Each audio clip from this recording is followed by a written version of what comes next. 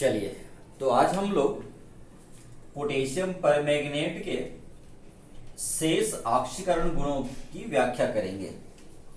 जैसे कि पिछले क्लास में मैंने आपको बताया था कि जो KMnO4 होता है वो अम्लीय, क्षारीय और उदासीन तीनों माध्यमों में ऑक्सीकरण गुण प्रदर्शित करता है, और उसमें से मैंने आप लोगों को अम्लीय माध्यम में बताया था। अम्लीय माध्यम में कुछ यौगिक जो थे उसको ऑक्सीकरण किस प्रकार से होता है मैंने आप लोगों को बताया था। अम्लीय माध्यम में सल्फ्यूरिक अम्ल से क्रिया करता है, सल्फ्यूरिक अम्ल से क्रिया करके नवजात ऑक्सीजन उत्पन्न करता है, और फिर उस नवजात ऑक्सीजन के द्वारा फिर विभिन्न यौगिकों का ऑक्सीकरण करता है। जैसे फेरस सल्फेट को फेरिक सल्फेट में ऑक्सीकृत करता है, H2S से सल्फर मुक्त करता है। ऐसे मैंने आप लोगों को बहुत सारे गुण बताया था उसमें। तो वो सारे गुणों के साथ साथ में फिर हमने जैसे अम्लीय माध्यम में किया, उसी प्रकार से ये क्षारीय माध्यम में और उदासीन माध्यम में कैसे कैसे यौगिकों को ऑक्सीकृत करती है उसके बारे में फिर आज की क्लास में हम चर्चा करेंगे। तो सबसे पहले मैं कर देता हूं क्षारीय माध्यम में।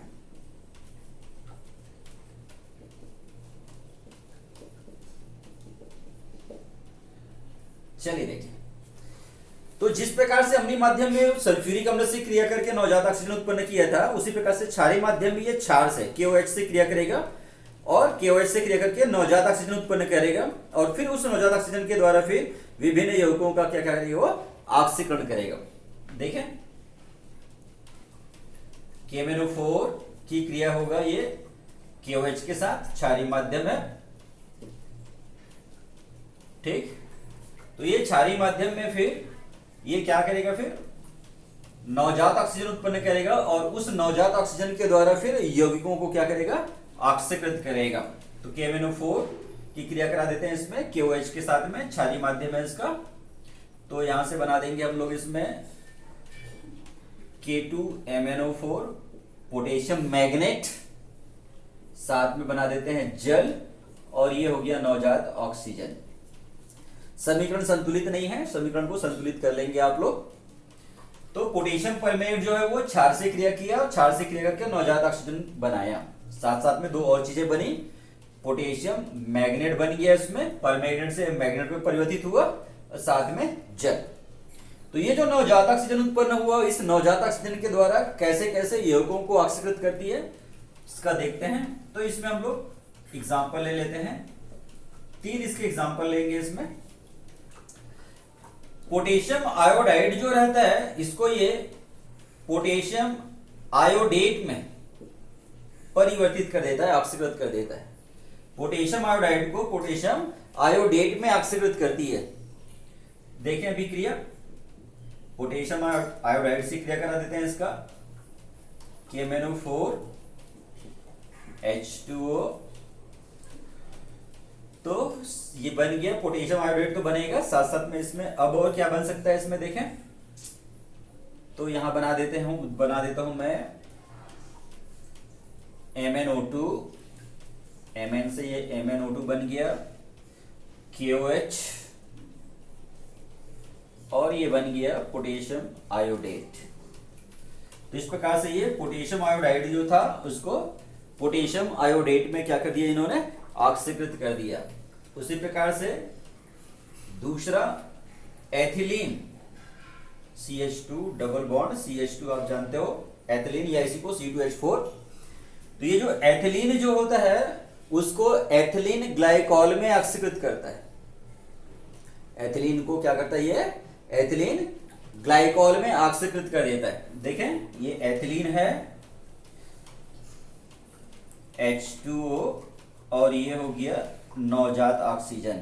यहां पर जो क्षारीय KMnO4 होता है ये उत्प्रेरक की तरह काम करता है, ठीक है। यहां पे जैसे पहले अभी क्रिया में हमने KMnO4 से क्रिया कराया था, उस प्रकार से यहाँ पे KMnO4 से क्रिया नहीं कराएंगे, सीधा सीधा ऑक्सीकरण बस कराएंगे। तो यहाँ पे देखो 2 हाइड्रोजन है और एक 2 ऑक्सीजन हो गया।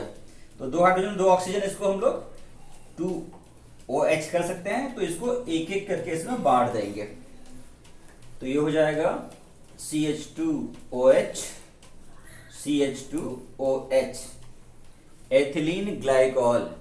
तो इस प्रकार से ये एथिलीन को एथिलीन ग्लाइकॉल में ऑक्सीकृत किया, और इसी प्रकार से तीसरा देखें ऐसे ही रिएक्शन इसमें भी तीसरा, नाइट्रोटोलुइन, नाइट्रो और ये टोलुइन, नाइट्रोटोलुइन का ये ऑक्सीकरण करता है तो ये नाइट्रो बेंजोइक अम्ल में उसको ऑक्सीकृत कर देता है। सेम रिएक्शन करेंगे, ये नाइट्रो और ये टोलुइन, बेंजीन के ऊपर में CH3 होने से वो टोलुइन कहलाता है। तो ये बेंजीन के ऊपर में CH3 था ना, टोलुइन था, उसमें साथ में जुड़ा हुआ है नाइट्रो समूह, तो ये हो जाएगा H2O प्लस O। यहां पे भी ये क्षारी केमेनोफोर उत्प्रेरक का काम कर रहे हैं यहां पे भी। तो इस प्रकार से ये बन गया नाइट्रो बेंजोइक अम्ल। जो टोलुइन था उस टोलुइन के जगह में बेंजोइक अम्ल कर देंगे, COOH, ओइक अम्ल ग्रुप में डाल देंगे इसको।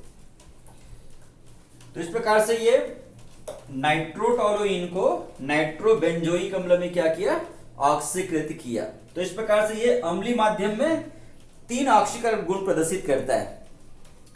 पहला मैंने आप लोगों को बताया था इसमें भी कि पोटेशियम आयोडाइड जो रहता है उसको पोटेशियम आयोडेट में ऑक्सीकृत करता है, Ki को KiO3 में ऑक्सीकृत किया। दूसरा मैंने बताया एथिलीन जो होता है उस एथिलीन को ये एथिलीन ग्लाइकॉल में ऑक्सीकृत किया था। और थर्ड वन अभी बताया मैंने आप लोगों को कि ये नाइट्रोटोलुइन जो होता है उसको, नाइट्रोटोलुइन को नाइट्रो बेंजोइक अम्ल में ऑक्सीकृत करता है। इस प्रकार से ये क्षारीय माध्यम में 3 ऑक्सीकरण गुण प्रदर्शित किया। क्षारीय माध्यम में जो ऑक्सीकरण गुण है उसके बारे में मैंने बताया आप लोगों को कि ये क्षारीय माध्यम जो होता है उसमें KOH से क्रिया किया था और KOH से क्रिया करके नवजात ऑक्सीजन उत्पन्न किया था। इसी प्रकार से एक आखिरी जो है वो उदासीन माध्यम में, देखें उदासीन माध्यम। तो उदासीन माध्यम में ये किस प्रकार से ऑक्सीकरण गुण प्रदर्शित करता है उसके बारे में देखिए।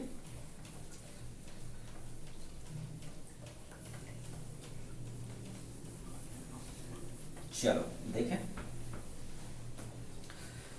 उदासीन माध्यम जब होता है, जब उदासीन माध्यम में हम रिएक्शन कराते हैं, इसका ऑक्सीकरण गुण करते हैं, तो इसमें क्या होता है, ये जल के साथ क्रिया करके नवजात ऑक्सीजन उत्पन्न करता है। अम्लीय माध्यम में अम्ल से सल्फ्यूरिक अम्ल से क्रिया करके नवजात ऑक्सीजन उत्पन्न किया था। क्षारीय माध्यम में क्षार के साथ क्रिया किया था और नवजात ऑक्सीजन उत्पन्न किया था। उसी प्रकार से उदासीन माध्यम में ये जल से क्रिया करता है और जल से क्रिया करके नवजात ऑक्सीजन उत्पन्न करता है और यौगिकों को ऑक्सीकृत करता है। लेकिन यहां पे क्या होता है, जब ये जल से हम लोग रिएक्शन कराते हैं तो जल से रिएक्शन कराने पर MnO2 मैग्नीज डाइऑक्साइड और KOH बनता है, पोटेशियम हाइड्रोक्साइड। तो ये जो पोटेशियम हाइड्रोक्साइड जो होता है वो बाद में माध्यम को क्षारीय बना देता है। मतलब ये हुआ कि जिस समय रिएक्शन चालू होता है उस समय बस उदासीन होता है माध्यम, लेकिन जैसे ही रिएक्शन चालू होता है तो उस अभिक्रिया से बनने वाला जो KOH होता है वो KOH माध्यम को क्षारीय कर देता है। अर्थात कहने मतलब ये हुआ कि बाद में जितने भी ऑक्सीकरण होते हैं वो सब के सब ऑक्सीकरण जो है वो क्षारीय माध्यम में ही होता है। बस आरंभ होता है उदासीन माध्यम से। हर रिएक्शन जो इसमें भी बताने वाला हूं वो रिएक्शन जब चालू होगा उस समय बस उदासीन माध्यम रहेगा, लेकिन बाद में वो सब के सब रिएक्शन जो है वो ऑक्सीकरण जो होता है वो कौन से माध्यम में होता है, क्षारीय माध्यम में ही होता है। क्योंकि बनने वाला जो क्षार होता है, अभिक्रिया के दौरान जो क्षार बना होता है KOH होता है, वो माध्यम को क्षारीय कर दिया जाता है। तो इस माध्यम में ये कैसे कैसे यौगिकों को ऑक्सीकृत करता है। पहला, H2S से सल्फर मुक्त करता है। हाइड्रोजन सल्फाइड जो रहता है उस हाइड्रोजन सल्फाइड से ये सल्फर को मुक्त कर देता है। कैसे करेगा देखिए, KMnO4 प्लस H2S। तो यहां पर K भी है, S भी है और O भी है, तो इससे K2SO4 कर देते हैं। सबसे पहले पोटेशियम सल्फेट, साथ में Mn है, उसके साथ हो गया MnS, मैग्नीज सल्फाइड, बचा हुआ H2 और O, तो ये हो गया H2O और ये हो गया सल्फर। तो इस प्रकार से यहां पर हाइड्रोजन सल्फाइड जो है उस हाइड्रोजन सल्फाइड से सल्फर मुक्त किया। हाइड्रोजन सल्फाइड से इसकी क्रिया कराया हमने KMnO4 के, तो तो साथ में बना पोटेशियम सल्फेट, मैग्नीज सल्फाइड, जल, और ये हो गया सल्फर। इसी प्रकार से हाइड्रोजन पेरोक्साइड से O2 मुक्त करता है। हाइड्रोजन पेरोक्साइड से इसके जो क्रिया कराते हैं तो ये हाइड्रोजन पेरोक्साइड से वायु को मुक्त करता है। जैसे देखें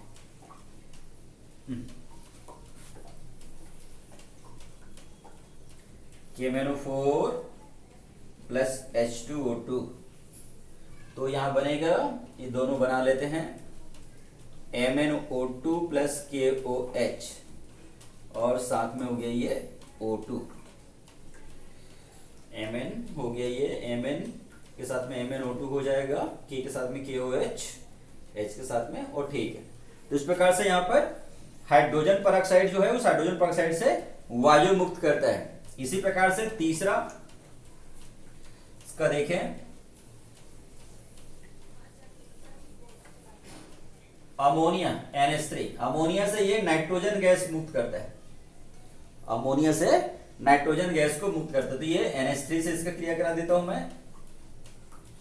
तो इस प्रकार से ये दोनों तो बनेगा बनेगा, ये पहले इस रिएक्शन की जो सेम रहता है, मैग्नीज डाइऑक्साइड और KOH बनता है, साथ में ये नाइट्रोजन गैस मुक्त कर देता है। तो इस प्रकार से यहाँ पे ये अमोनिया से क्रिया किया और अमोनिया से क्रिया करके ये नाइट्रोजन गैस मुक्त करता है। तो इस प्रकार से ये, इसी प्रकार से और भी आप आगे रिएक्शन देख सकते हैं। मैंने 3 बताया, क्षारीय माध्यम में 3 बताया और उदासीन माध्यम में 3 रिएक्शन बताया मैंने आप लोगों को। क्षारीय माध्यम में बस अभिक्रिया जब चालू होगा उस समय माध्यम क्षारीय उदासीन रहता है, लेकिन अभिक्रिया से जो बनने वाला KOH है वो माध्यम को बाद में क्षारीय कर देता है। इसलिए जितने भी रिएक्शन होता है उदासीन माध्यम का वो बाद में क्षारीय माध्यम में होने लग जाता है। तो उदासीन माध्यम में ये 3 बताया मैंने आप लोगों को, 3 प्रकार के यौगिकों को ये ऑक्सीकृत मैंने आप करके दिखाया आप लोगों को। जैसे H2S से सल्फर मुक्त कराया मैंने, H2S से क्रिया कराया और सल्फर मुक्त कराया मैंने। दूसरा मैंने H2O2 से कराया, हाइड्रोजन पेरोक्साइड से O2 मुक्त किया। और तीसरा मैंने अमोनिया से कराया, अमोनिया से पोटेशियम परमैंगनेट की क्रिया कराया, तो फिर उससे क्या हुआ, नाइट्रोजन गैस मुक्त हुआ। तो इस प्रकार से हमने देखा कि किस प्रकार से KMnO4 जो है वो अम्लीय, क्षारीय और उदासीन माध्यम में यौगिकों को क्या करती है, ऑक्सीकृत करती है। तो सेम यही प्रकार का ऑक्सीकरण ऑक्सीकारक के रूप में हम लोग पोटेशियम परमैंगनेट के जिस प्रकार से भी किया उसी प्रकार से पोटेशियम डाइक्रोमेट K2Cr2O7, K2Cr2O7 जो होता है पोटेशियम परमैंगनेट की जगह में पोटेशियम डाइक्रोमेट है, इसका भी उपयोग हम लोग प्रबल ऑक्सीकारक के रूप में लेते हैं, करते हैं। ये भी एक प्रबल ऑक्सीकारक होता है, लेकिन ये केवल अम्लीय माध्यम में ही बस क्या करता है, ये ऑक्सीकरण गुण प्रदर्शित करता है। तो अगली क्लास में हम लोग पोटेशियम डाइक्रोमेट जो रहेगा उसके ऑक्सीकारक गुणों की चर्चा करेंगे। Thank you.